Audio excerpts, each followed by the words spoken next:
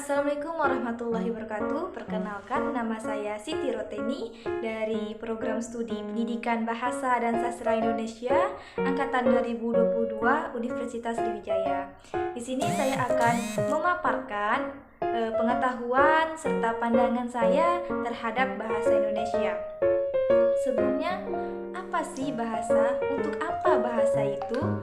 Jadi, bahasa merupakan sistem lambang bunyi yang arbitrer, digunakan oleh masyarakat untuk berinteraksi, bekerja, dan mengidentifikasikan diri.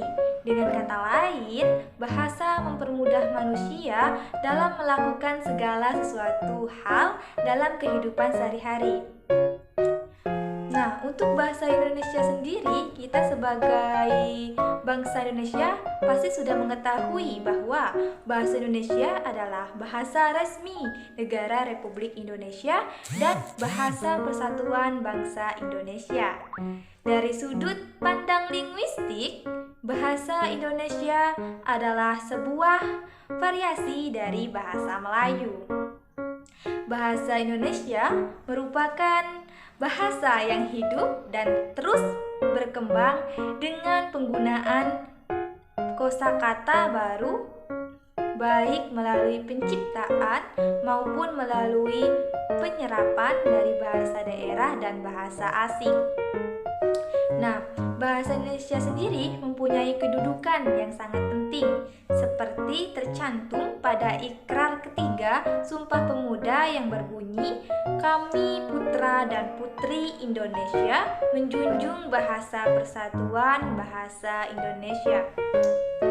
Ini berarti bahwa bahasa Indonesia berkedudukan sebagai bahasa nasional, kedudukannya berada di atas bahasa daerah. Selain itu, di dalam Undang-Undang Dasar 1945 tercantum pasal khusus bab 15 pasal 36 mengenai kedudukan bahasa Indonesia yang menyatakan bahwa bahasa negara ialah bahasa Indonesia. Pertama, bahasa Indonesia berkedudukan sebagai bahasa nasional sesuai dengan Sumpah Pemuda 28 Oktober 1928. Yang kedua, bahasa Indonesia berkedudukan sebagai bahasa negara sesuai dengan Undang-Undang Dasar 1945. Bahasa Indonesia di dalam struktur budaya ternyata memiliki kedudukan, fungsi, dan peran ganda, yaitu sebagai akar dan produk budaya yang sekaligus berfungsi sebagai sarana berpikir dan sarana pendukung pertumbuhan dan perkembangan ilmu pengetahuan dan teknologi. Di dalam kedudukannya sebagai bahasa nasional, bahasa Indonesia berfungsi sebagai lambang kebanggaan kebangsaan, lambang identitas nasional, alat perhubungan antar warga, antar daerah dan antar budaya, alat yang memungkinkan penyatuan berbagai suku bangsa dengan latar belakang sosial, budaya, dan bahasanya masing-masing ke dalam kesatuan kebangsaan Indonesia.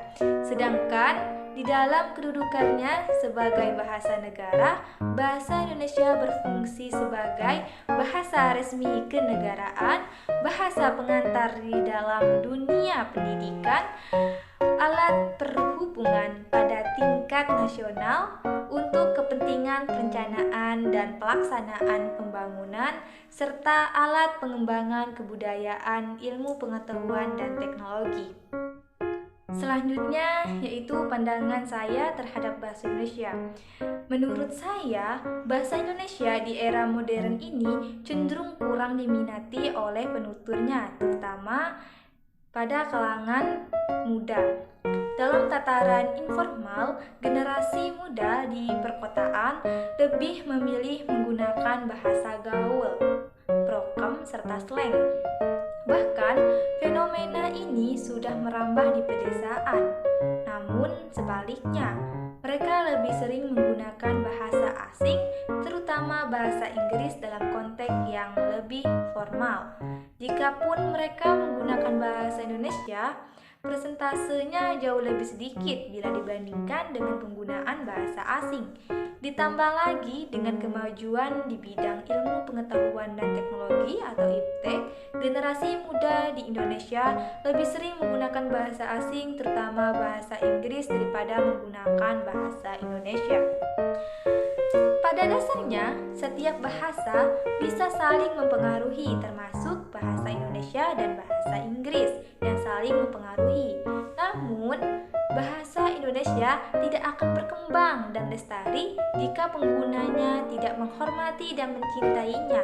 Bahasa yang didukung oleh rakyatnya akan menjadi bahasa yang stabil dan kuat.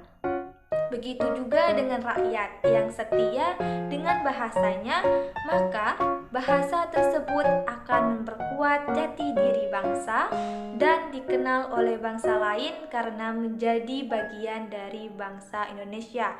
Hal tersebut secara langsung akan memperkuat pondasi suatu bangsa. Mungkin itu saja yang dapat saya sampaikan, semoga bermanfaat. Saya akhiri. Wassalamualaikum warahmatullahi wabarakatuh.